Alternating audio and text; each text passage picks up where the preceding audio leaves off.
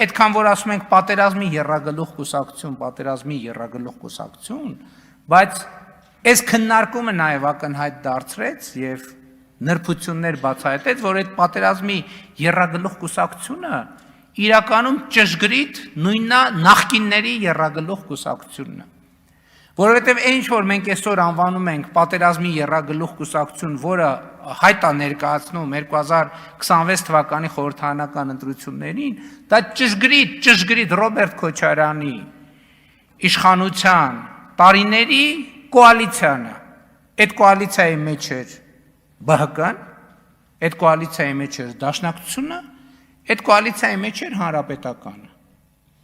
Դե հիմա Դաշնակցությունը եւ Հանրապետականը ԲՀԿ-ն պարզ է,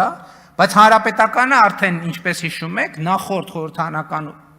ընտրություններից տակտիկան փոխել է։ Նախորդ խորհրդարանական ընտրություններում իրանք պու էին, հիմա էլ դարձել են ուժեղ Հայաստան։ Ընդ որում այս հանգամանքը, որ ուժեղ Հայաստանը նույն բանն է, հանրապետական կուսակցությունն է, ու այն որ Սերժ Սարգսյանը եւ մյուսները հայտարարեցին բացահայտ իրանց աջակցելու մասին, բայց կարծում եմ այդ պատկերը ամբողջացրեց բանը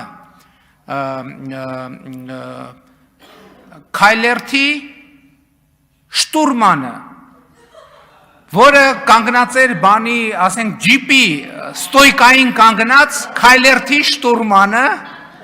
որը մենք մոռացել ենք, ախր ինքը հանրապետական խմբակցության ղեկավար է եղել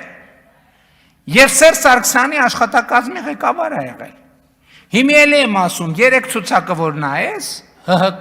ուժեղ Հայաստան դաշինք, Դաշնակցություն եւ ԲՀԿ, ճշգրիտ կալուտը խառնածա, բանի բլոտի պոկերի տրամաբանությամբ ու բաժանածա իրար մեջ, ով որտեղ կընկնի։ Ու հիմա այնտեղ այնց կոմբինացիաներ են, որ դժվար է նույնիսկ բան անել, էլի, պատկերացնել։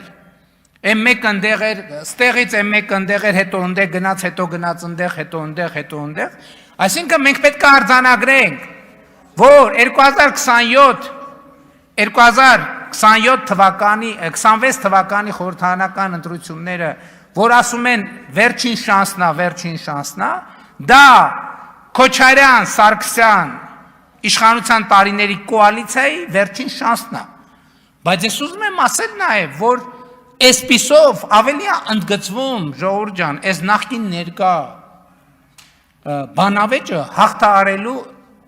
կամ ավելի ճիշտ վիճաբանությունը, հաղթահարելու անհրաժեշտությունը, որ ու սա շատ կարևոր է։ Ու հիմա ակնհայտ է, որ դա հաղթահարելու մի ձև կա միայն մի տարբերակ այդ բանավեճը հաղթահարելու։ Դրա համար պետք է 26 թվականի խորհրդարանական ընտրություններում